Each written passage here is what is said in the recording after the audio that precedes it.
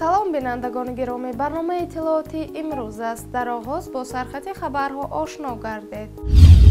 давлат масҷидҳоро фарҳангсаро мегардонад ва риштдорону ҳиҷобпӯшонро номнавис мекунад. як ҷавони боздоштшуда дар боздоштгоҳ ҷон бохтааст. гарон шудани нархи доллар мақомотро нигарон ва сарофиҳоро бекор кард.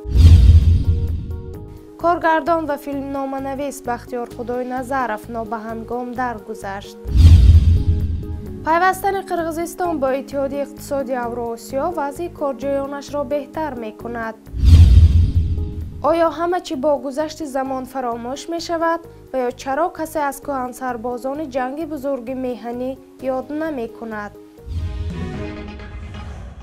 дар Тоҷикистон ки бузургтарин масоҷид дар Осиёи марказӣ месозад, тасмим гирифтанд дигар масоҷидҳоро фарҳангсаро гардонанд. дар ин росто дар ҷануби кишвар масҷидҳои ғайрирасмиро ба марказҳои фарҳангӣ, варзишӣ ва ҳунарӣ табдил доданд. чунон ки дар ҳукумати ноҳияи Абдураҳмони Ҷомӣ гуфтанд, ки масҷидҳо баъд аз машварат бо намозгузорон ва бо дастури ҳукумат баста шуданд.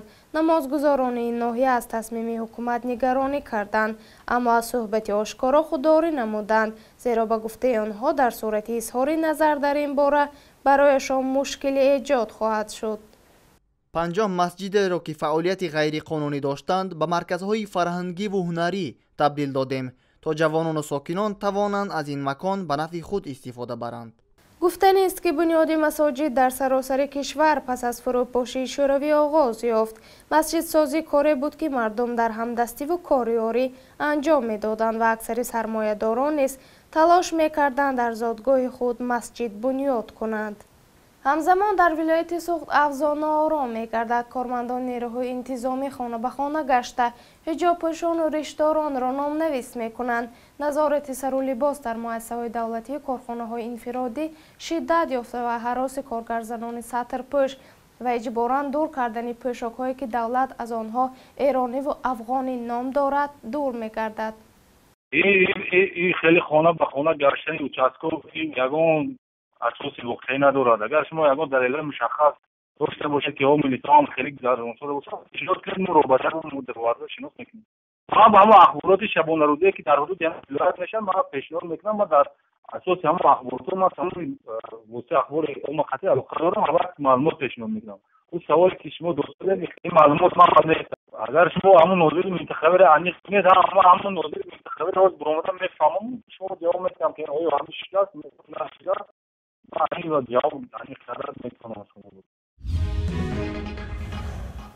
додгоҳи олии Тоҷикистон аз ҷангҳои сарофон ба дод омада дар баёнияе эълон кардааст, ки ҳадаф аз бастани сарофиҳо дар кишвар сару сомон додани хариди фурӯши арзҳои хориҷӣ ба вижа рублю доллар мебошад.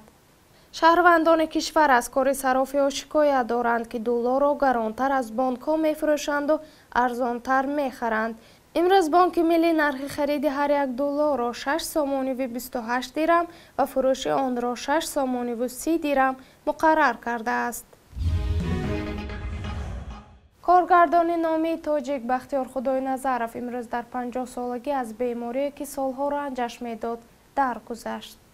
марги нобаҳангом маҷолаш надод, ки 50-умин зодирӯзашро ҷашн бигирад.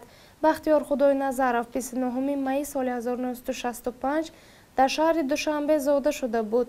вай дар бахши коргардонии донишкадаи синамосозии Москав буд ва филмҳои маъруфи Бародар, Падари маҳтобӣ, Дар интизори баҳр ва дигар филмҳоеро сохта, ки барандаи чандин ҷоиза шудаанд. филмҳои офаридаи Бахтиёр Худойназаров чун Падари маҳтобӣ бо ҳунарнамои Чулпан Ҳаматова дар соли 1999 ва дар драмаи экологӣ Дар интизори баҳр дар ҷашнвораи 7-уми синамои Рум вайро номдор гардонидааст. این درباره این کس یک 5 دقیقه 10 دقیقه даже نیم ساعت یک ساعت گپ که خلق بسیار خلق توجیک نه خلق عمومی روس вообще خلق همه همین با اینا سر و کار داشتگی ها آدم بزرگترین همچون رژیسور گم کردند. برای ما این نمیدونم چی بگم. من خیلی خفه من گپ گفتنم نمیدونم چی بگم. من قطعش بسیار ناشناس بودم. چند تا کینوش با کار کردگی من خودم همون کینا با کار کردگن این یکی بهترین کیناشون این لون پاپا بود. نه در تاجیکستان بنوار گفته بودیم قیراقوم بحر قیراقوم به نه همونجا من قطیش کار کردگی بودم 2 سال 3 سال بعد تانکر تانگو با کار کردن اینجا بسیار کینا با کار کردن خیلی مومن آدم بزرگ بوده بسیار بالای خط بود. در بازداشتگاه سازمان مبارزه با قاچاق مواد مخدر یک جوان 25 ساله جان باخته است. خانواده شمس‌الدین زیدالله‌اف که به گمان دست داشتن در معاملات غیرقانونی مواد مخدر بازداشت شده بود میگویند که وی بر اثر آزار و شکنجه بازداشتبانان جان باخته است. پدر و مادر شمس‌الدین زیدالله‌اف روز 20 اپریل در این باره به سازمان‌های مردم نهاد مخالفین شکنجه و آزار زندانیان خبر دادند که فرزندشان شام 8 اپریل بازداشت کرده بودند و هنگامی که روز دیگر مادرش به دیدارش آمده بود زخم و آثار لطوکوب را در بدنش دیده است. من از پسرم آهسته پرسیدم که او را در اینجا لطوکوب میکنند و او این را با جنباندن سرش تاکید کرد. پس از این تا چند روز خانواده شمس‌الدین نتوانست با پسرشان تماس بگیرند و صحبت بکنند، ولی سرانجام روز 13 اپریل تنی بیجانش را در سردخانه وزارت کارهای داخله پیدا کردند. به گفته مادر شمس‌الدین پسرش بیمار یا معتاد نبود بلکه از لطوکوب کارمندان بازداشتگاه کشته شده است. با گمان ما شکنجه‌های زیادی جسمانی از طرف سازمان مبارزه با قاچاق مواد مخدر به جسم شمس‌الدین رسانیده شده است. پس از دستگیر شدن شمس‌الدین مادرش چند مراتب با او واخورده است و پسر خود را در حالت لطوکوب وزن جسمانی دیده است. پس از این ما حجت‌ها را آماده نموده حقوقشناس تعیین کردیم تا اینکه مسئله را بررسی کند. این زمان عریضه به نام دادستان نیکول ارسال شده است. اکنون اخبار منطقه و تاجیکستان را در بخش خبری کوتاه پیشکش شما میکنیم. وزارت فرهنگ تاجیکستان شپلاف، فلک و چکن را برای نامنویسی در فهرست فرهنگ غیر مادی یونسکو پیشنهاد کرده است. در 3 ماه اول سال روان نزدیک 900 نفر شهروند خارجی و بیش از 4000 شهروند جمهوری در تاجیکستان از کار تامین شدند.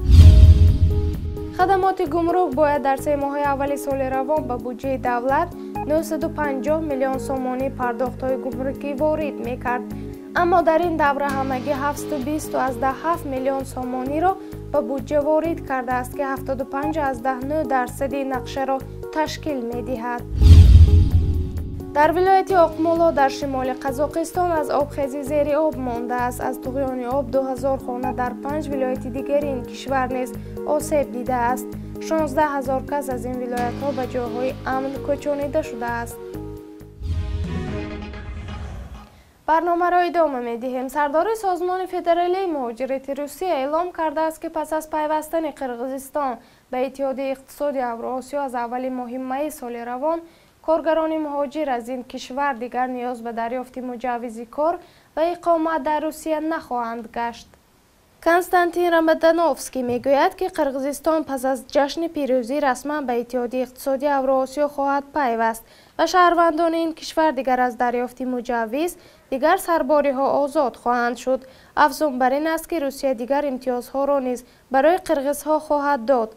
از جمله جوانان قرقیز می توانند در پایگاه نظامی و هوافضایی روسیه در تاجیکستان خدمت نظامی را انجام دهند. آیا همه چی با گذشت زمان فراموش می شود و یا چرا کسی از کهن سربازان جنگ بزرگ میهنی یاد نمی کند؟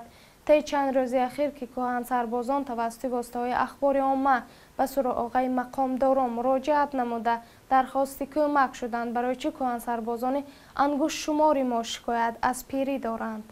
این نوبت ساکن 95 ساله ناحیه باباجان غفوروف محمد قوزیف دعوای وارد شدن به قطار اشتراکچیان جنگ بزرگ میهنی را کرده است.